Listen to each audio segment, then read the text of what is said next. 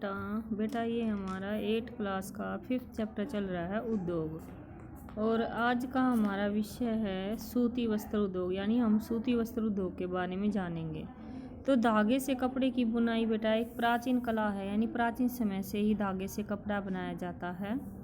और कपास, ऊन, सिल्क, जूट और पटसन का जो प्रयोग है वो वस्त्र बनाने में किया जाता है।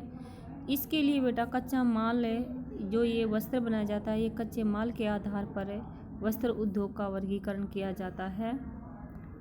रेशे वस्त्र उद्योग के कच्चे माल हैं। रेशे दो प्रकार के होते हैं, प्राकृतिक और मानव निर्मित। प्राकृतिक रेशे में बेटा ऊन, सिल्क, कपास, लिनन और जूट वगैरह शामिल होते हैं, जबकि मानव निर्मित रेशे में नायलॉन, पॉलिस्टर, एक्रिलिक और रेयान शामिल होते हैं। तो जैसा कि हम पिछले लेसनों में भी हमने पढ़ा है कि सूती वस्त्र उद्योग भारत में एक प्राचीन उद्योग है और 18वीं शताब्दी तक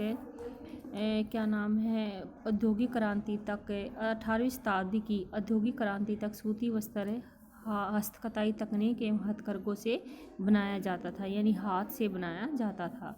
लेकिन 18वीं सदी में बेटा पावरलूम ने पहले ब्रिटेन में और बाद में विश्व के अन्य देशों में तकनीक का प्रयोग करके सूती वस्त्र उद्योग को आगे बढ़ाया। आज भारत के चीन, जापान और संयुक्त राज्य अमेरिका सूती वस्त्र के महत्वपूर्ण उत्पादक बन गए हैं। भारत में बेटा जो है बहुत ही गुणवत्ता वाला सूती वस्त्र बनाया जाता था और ब्रिटिश शासन से पहले हाथ से कटे हुए और हाथ से बने हुए वस्त्रों की भारत के वस्त्रों की यानी बहुत ज़्यादा मांग थी। इसके अलावा बेटा ढाका का मलमल, मछलीपट्टनम की चीट, कालीकट के कैलिको तथा बुरहानपुर और सूरत व वडोदरा के सुनहरी जरी वाले कपड़े की अच्छी गुणवत्ता के कारण बेटा विश्व में प्रसिद्ध थे। लेकिन हाथ से बने होने के कारण सूती वस्त्र अधिक महंगा होता था और इसमें बनाने में समय ज़्यादा लग जाता था। इसलिए परंपरागत सूती वस्त्र उद्योग पश्चिम के नए वस्त्र मिलों से प्रतिस्पर्धा नहीं कर पाए। इसके बाद पहली जो सफल यानी फिर मशीनों के द्वारा बेटा सूती वस्त्र बनाया जाने लगा और पहली सफल यानी यंत्रों का प्रयोग करके मुंबई में 1854 में मिल स्थापित की गई। वहाँ पर आपका क्वेश्चन ये भी आ सकता है कि मुंबई में 1854 में सूती मिल क्यों स्थापित की गई।